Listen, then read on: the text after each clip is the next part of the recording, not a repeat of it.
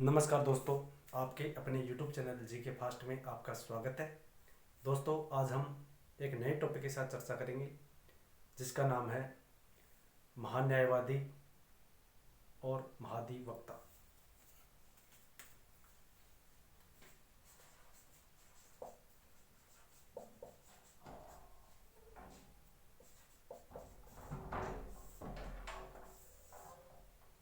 महान्यायवादी और महाधिवक्ता।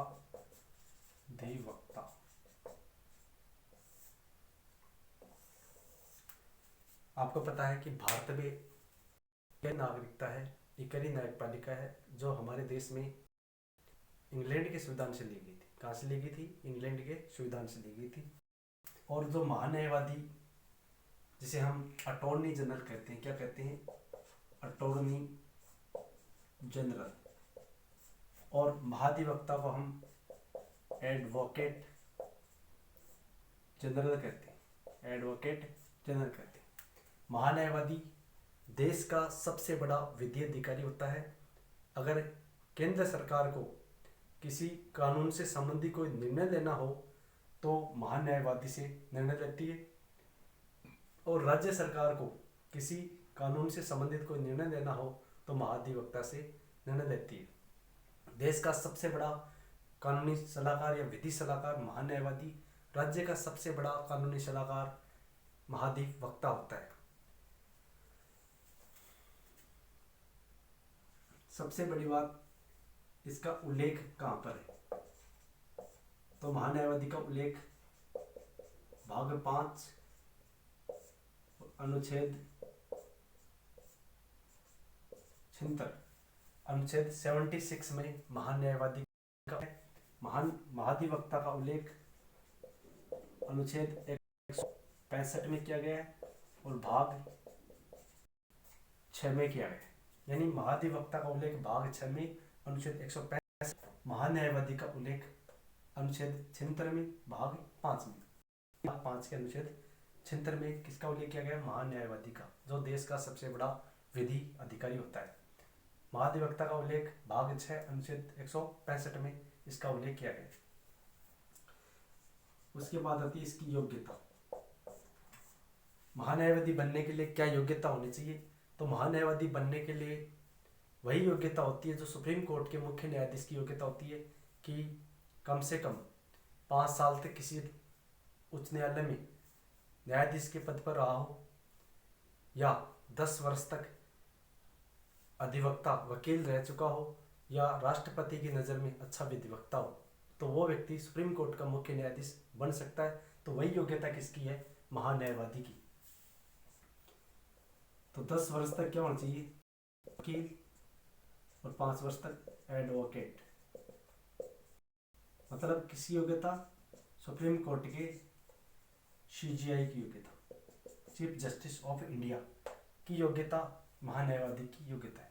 इधर महाधिवक्ता की योग्यता क्या होती है कि वो उच्च न्यायालय का मुख्य न्यायाधीश की जो योग्यता होती है वही महाधिवक्ता की योग्यता होती है कि 10 वर्ष तक एडवोकेट रहा हो या 10 वर्ष तक न्यायाधीश रहा हो। ये योग्यता किसकी होती है? महाधिवक्ता की। उसके बाद इसकी नियुक्ति। महान्यायवादी की नियुक्ति राष्ट्रपति द्वारा की जाती है। किसके द्वारा की जाती है? राष्ट्रपति द्वारा की जाती है। और महाधिवक्ता की नियुक्ति कौन करता है? राज्यपाल करता है। कौन करता है? राज्यपाल करता है। महाधिवक्ता की जो योग्यता होती है वो हाईकोर्ट के चीफ जस्टिस के समान होती है। नियुक्ति कौन करता है? महान्यायवादी की राष्ट्रपति। महाधिवक्ता की नियुक्ति कौन करता है? राज्यपाल करता है।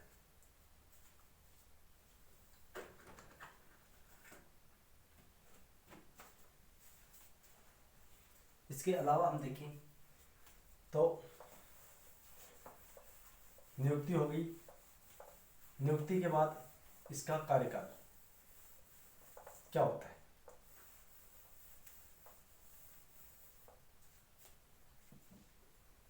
तो कार्यकाल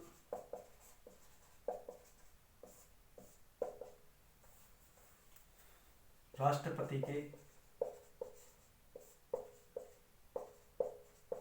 प्रसाद पर्यंत होता है।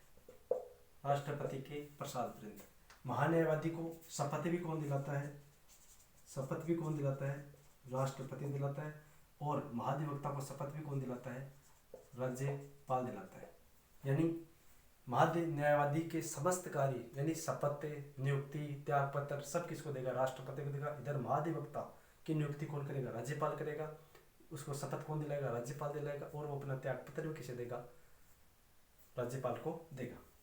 महान्यायवादी का कार्यकाल राष्ट्रपति के प्रसाद पर्यंत होता है और महाधिवक्ता का कार्यकाल भी राज्यपाल के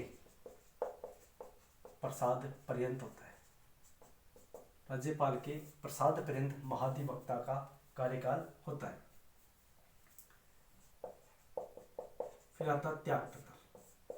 महाधिवक्ता अपना त्यागपत्र राष्ट्रपति को देता है और महाधिवक्ता अपना त्यागपत्र भी राष्ट्रपति को राज्यपाल को देता है। किसको देता है? राज्यपाल को देता है।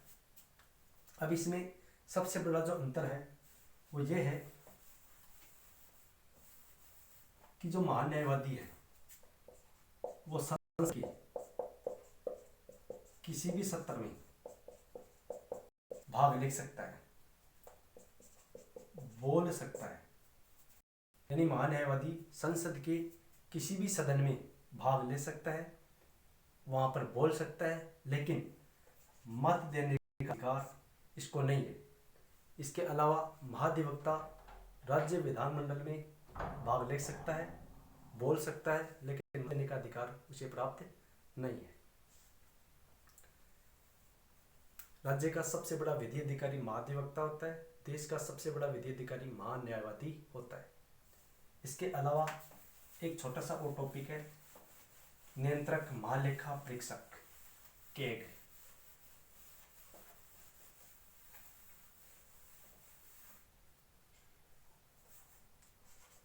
वर्तमान में महान्यायवादी के वेणुगोपाल, ये वर्तमान में महान्यायवादी हैं के वेणुगोपाल।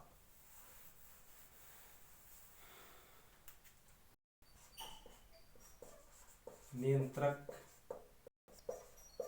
महालेखा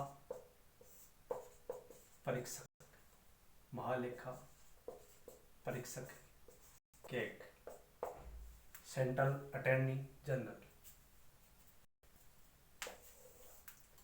इसका उल्लेख अनुच्छेद 148 से 151 तक किया गया है। नियंत्रक महालेखा का उल्लेख अनुच्छेद 148 से 151 तक किया गया है। इसकी योग्यता वही होती है जो सुप्रीम कोर्ट के मुख्य न्यायाधीश की योग्यता होती है, वही नियंत्रक महालेखा परीक्षक की योग्यता होती है। यानी चीफ जस्टिस ऑफ इंडिया की जो योग्यता है वही इसकी योग्यता होती है। फिर आती है इसकी नियुक्ति। नियुक्ति कौन करता है? राष्ट्रपति करता है। कौन करता है? राष्ट्रपति अनुच्छेद 148 के तहत नियंत्रक महालेखा परीक्षक की नियुक्ति करता है। फिर उसके बाद इसकी आती है शपथ। शपथ कौन दिलाएगा? राष्ट्रपति दिलाएगा। फिर आता है इसका कार्यकाल। कैग का जो कार्यकाल होता है वो 5 वर्ष या 65 वर्ष, 5 वर्ष या 65 वर्ष की आयु तक, यानी दोनों में जो भी पहले हो, इस आधार पर इसका क्या होता है? कार्यकाल 5 वर्ष या 65 वर्ष की आयु प्राप्ति तक नियंत्रक महालेखा अपने पद पर बना रहता है। फिर आता है इसका त्यागपत्र। ये त्यागपत्र भी किसको देगा? राष्ट्रपति को देगा। फिर आता है इसका कार्य क्या है। तो नियंत्रक महालेखा परीक्षक जो लेख होते हैं, जो सरकार के लेख होते हैं या जो लेखे होते हैं, इनकी ऑडिट तैयार करता है। क्या करता है? ऑडिट तैयार करता है। ऑडिट के बाद यह राष्ट्रपति और संबंधित राज्य की राज्यपाल को भेजता है। यानी ये लेखों की क्या करता है, ऑडिट तैयार करता है और ये ऑडिट को राष्ट्रपति और राज्यपाल के पास भेजता है और राष्ट्रपति उस ऑडिट को संसद में रखवाता है और राज्यपाल उस ऑडिट को विधानमंडल में रखवाता है। आई होप दोस्तों आपको वीडियो पसंद आया होगा। धन्यवाद दोस्तों, मिलते हैं अगले वीडियो में, तब तक के लिए जय हिंद जय भारत।